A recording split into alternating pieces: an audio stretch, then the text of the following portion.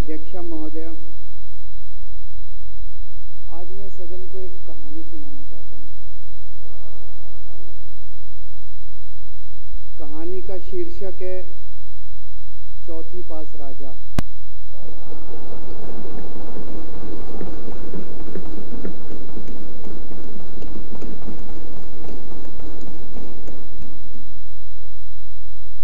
आपने बचपन में राजा रानी की बहुत कहानियां सुनी होंगी। मेरी कहानी में रानी नहीं है,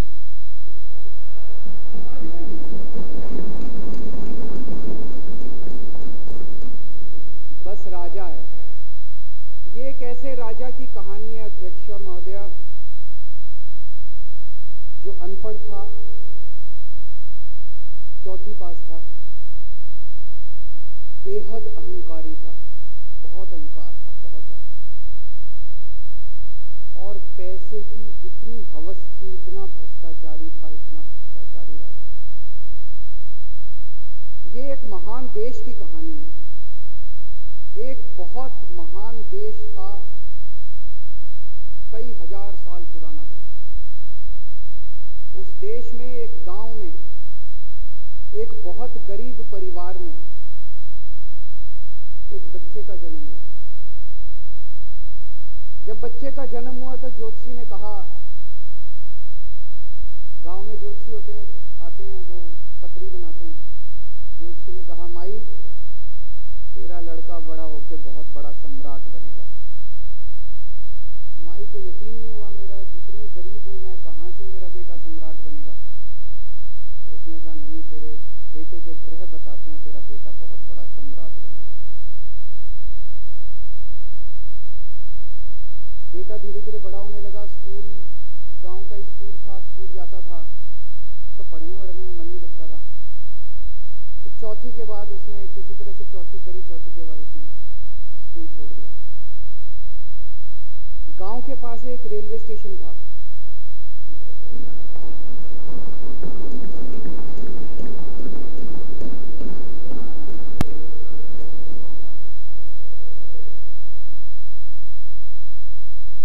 तो घर का खर्चा चलाने के लिए वो लड़का वहां स्टेशन पे चाय बेचता था। लड़के को भाषण देने का बड़ा शौक था।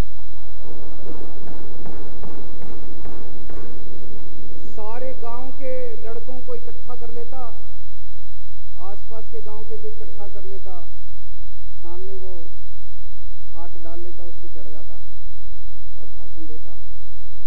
धीरे धीरे आसपास के गांव के लड़के भी इकट्ठे हो गए। जिस भी चीज में भाषण देता, एक बार शुरू हो जाता तो बंद ही नहीं होता। अब ज्योतिषी ने कहा था, लड़का बड़ा हुआ, बड़ा होके एक दिन उस महान देश का वो राजा बन गया। पूरे देश में उसका नाम हो गया चौथी पास राजा। लोग उसको चौथी पास राजा कहते थे। अब उसे आता जाता कुछ था नहीं, पढ़ा लिखा था नहीं। अफसर आते, कुछ अंग्रेजी में चपर चपर करते, उसको समझ नहीं आता। अफसर जो मर्जी उससे साइन करा के ले जाते, जो मर्जी उससे साइन करा के ले जाते। अब वो कुछ पूछे अफसरों से तो उसे भी शर्म आती थी कि मैं पूछूंगा तो उनको लगेगा अनपढ़ आदमी है, पता चल जाएगा। तो उसके भी दिल में ये रहता था, यार मैं पूछूं ना पूछूं। पता नहीं किस किस चीज पे उसने चौथी पास राजा ने साइन कर दिए। फिर धीरे धीरे राजा को ये बुरा लगने लगा, यार ये मेरे को चौथी पास कहते हैं। तो उसने एक फर्जी डिग्री बनवा ली।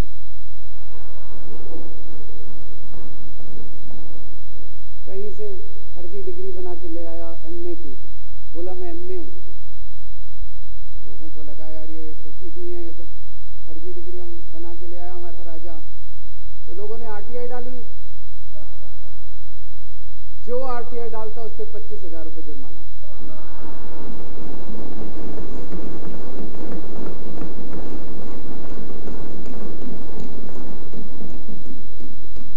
आपके नेता की बात नहीं कर रहा।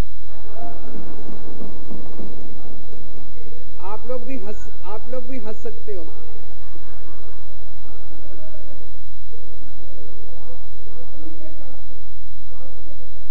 तो जो आरटीआई डाले उसको 25,000 रुपए का जुर्माना, जो आरटीआई डाले उसको 25,000 रुपए का जुर्माना।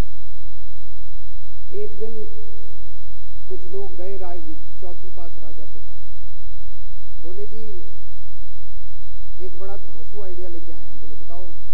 बोले जी नोटबंदी कर दो, भ्रष्टाचार खत्म हो जाएगा देश से। तो उसने कुछ पूछा, उसे कुछ समझ नहीं आया राजा को क्या कह रहे हैं क्या नहीं, पर उसे लगा यार कुछ धांसू आइडिया होगा। उसने एक दिन रात को 8 बजे टीवी चैनल पे जाके नोटबंदी कर दी। बोला सारे नोट बंद। पूरे देश में हाहाकार मच गया, तड़प गए लोग, धंधे बंद हो गए, दुकानें बंद हो गई, लोग बेरोजगार हो गए, बुरा हाल हो गया पूरे देश। लंबी लंबी लाइनें लग गई पूरे देश के अंदर। लोगों ने जाके उसको कहा जी नोटबंदी कर दो, आतंकवाद खत्म हो जाएगा। ना आतंकवाद खत्म हुआ, ना भ्रष्टाचार खत्म हुआ, देश बर्बाद हो गया। वो महान देश जिसका वो राजा बना था, वो देश 10 साल 15 साल 20 साल पीछे चला गया उस नोटबंदी से, उस चौथी पास राजा की वजह से। एक दिन कुछ लोग गए उस राजा के पास, बोले जी खेती खूब बड़ी हो जाएगी, ये किसानों के कानून पास कर दो। अब उसको कुछ अकल नहीं थी राजा को, अनपढ़ राजा था। उसने साइन कर दिए, 3 काले कानून पास हो गए किसानों के। पूरे देश के किसान सड़कों पे, जगह जगह मोर्चे, 750 किसानों की मौत हो गई 1 साल के अंदर। अंत में राजा को वो कानून वापस लेने पड़े। धीरे धीरे देश की समस्याएं बढ़ती गई, क्योंकि राजा ऐरे गहरे। इससे पहले एक और राजा आया था, मोहम्मद बिन तुगलक। वो भी ऐसे ही करता था, कभी उसने देश की राजधानी बदल दी, कभी बोला मैं चमड़े के सिक्के बनाऊंगा। उसी तरह से ये था अनपढ़ राजा, कुछ भी कर देता था।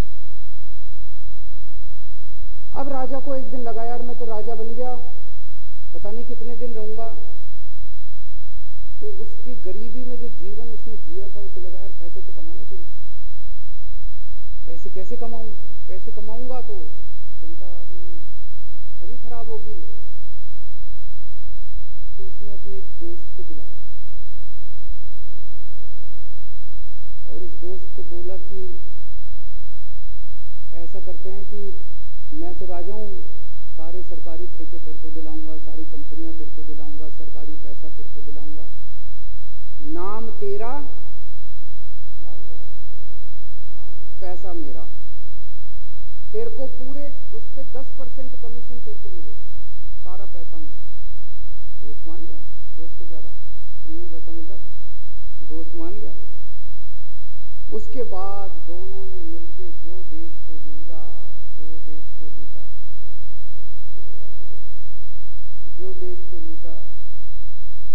सबसे पहले वो दोस्त आया, बोला सर सबसे पहले बैंकों को लूटते हैं। तो बोला वो कैसे यार, बैंकों को लूटेंगे तो ये तो ठीक नहीं है। बोला नहीं ऐसे करते हैं, आप किसी बैंक के चेयरमैन को बुलाओ, उसको बोलो कि वो मेरे को लोन देगा। बोला लोन देगा तो वापस करना पड़ेगा। बोला वापस कौन करेगा, वापस थोड़ी करना है, आप राजा हो, वापस नहीं करना, लोन दिला दो बस। तो राजा ने एक बैंक के चेयरमैन को बुलाया, बोला इसको लोन दे। तो वो चेयरमैन की सिक्के पिक्के गुम हो गई, यार मैं तो मर जाऊंगा, फंस जाऊंगा। वो भाग गया। तो फिर उन्होंने ढूंढ ढांड के एक ऐसा चेयरमैन चुना जो कि सरासर भ्रष्टाचारी, जिसके ऊपर 10 फाइलें खुली हुई, जिसके ऊपर 10 केस चल रहे, उसको बुलाया। बोला देख तेरे को चेयरमैन बना रहे हैं, अब तू 10,000 करोड़ रुपए दे दे इसको, नहीं तो तेरे को जेल भेजेंगे। जेल जाना है कि पैसे दे रहा है? उसने कहा माई बाप मैं जो कहोगे जहाँ कहोगे साइन कर दूंगा। उसने 10,000 करोड़ रुपए का लोन उसके दोस्त को दे दिया। ऐसे करते करते 1,00,000 2 लाख करोड़ रुपए इन्होंने बैंकों से लूट लिए। राजा ने, चौथी पास राजा ने और उसके दोस्त ने मिलकर 2-2.5 लाख करोड़ रुपए बैंकों से लूट लिए। अब बैंकों से पैसा लूटने के बाद उन्होंने देश को खरीदना चालू किया। सबसे पहले उन्होंने देश के एयरपोर्ट खरीदे, पहले 6 एयरपोर्ट खरीदे। फिर उन्होंने बिजली कंपनियां खरीदी, फिर उन्होंने बिजली के दाम बढ़ा दिए पूरे देश के अंदर।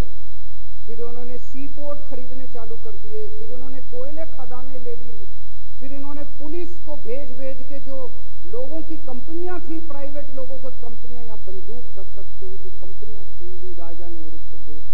हाहाकार मच गया पूरे देश के अंदर। इतनी महंगाई हो गई, इतनी महंगाई हो गई पूरे देश में।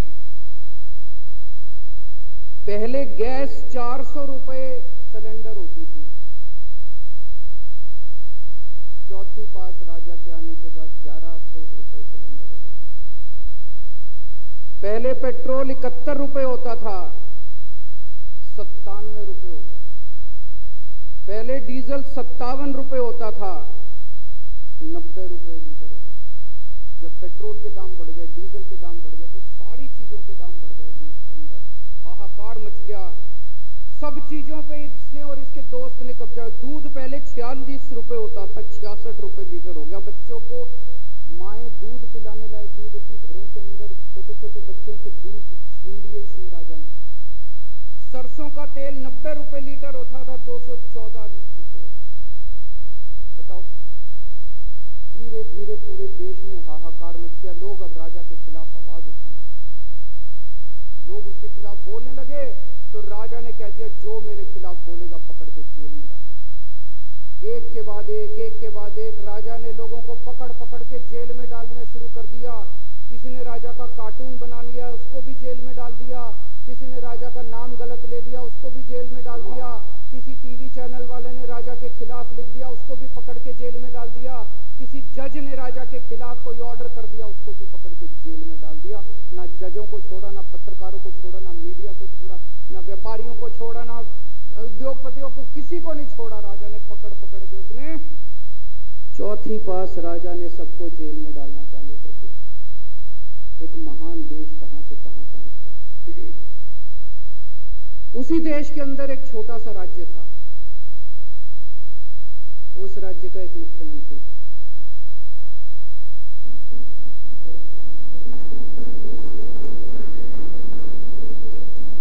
उनके चेहरे पे भी स्माइल आ गई, उनके चेहरे पे भी उम्मीद की किरण छा गई। वो मुख्यमंत्री अपने लोगों का खूब ख्याल रखता था। वो मुख्यमंत्री कट्टर ईमानदार था। वो मुख्यमंत्री कट्टर देशभक्त था। वो मुख्यमंत्री पढ़ा लिखा था।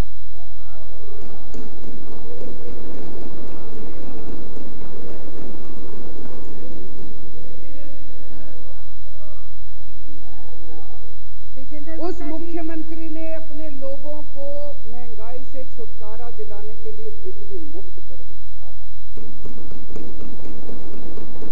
भाई साहब, उसके बाद तो चौथी पास राजा पागल हो गया।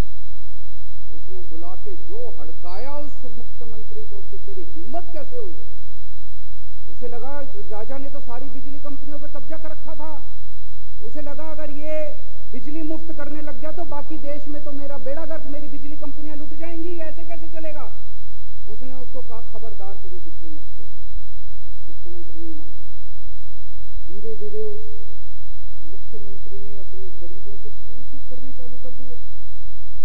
तो राजा ने उसको बुला के और हड़काया। राजा बोला, ये क्या कर रहा है तू, स्कूलों के अपने बच्चों को पढ़ाता है, तू स्कूल खोल रहा है, ये बंद कर, ये सब, ये नहीं चलेगा इस देश में। वो नहीं माना। फिर उसने मुख्यमंत्री ने सबके इलाज मुफ्त कर दिया, सबके लिए शानदार मोहल्ला क्लिनिक खोल दिए, इलाज मुफ्त कर दिया। राजा तो बिल्कुल ही पागल हो गया। धीरे धीरे जनता को पता चला कि राजा कैसा है। एक दिन लोगों ने उस राजा को उखाड़ के फेंक दिया।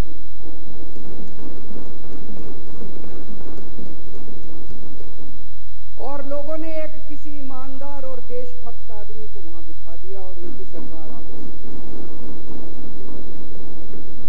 और उसके बाद देश से महंगाई खत्म हुई और देश रात दूनी चौगुनी तरक्की करने लगा।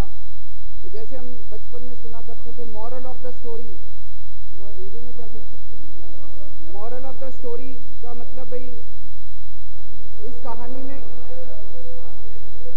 क्या प्रेरणा मिलती है। इस कहानी से, इस कहानी से ये प्रेरणा मिलती है कि अगर आपके देश में महंगाई है, आपके देश में समस्याएं हैं, आपके देश में सब कुछ गड़बड़ चल रहा है, तो सबसे पहले जांच परख के देखो आपका राजा अनपढ़ तो नहीं है। अगर आपके देश में सब गड़बड़ चल रहा है, बेरोजगारी है, बहुत सारी समस्याएं हैं, जरा देखो राजा, आपके राजा को कोई दोस्त तो नहीं है। अगर है तो सबसे पहले अपने राजा को उखाड़ के फेंको, नहीं तो आप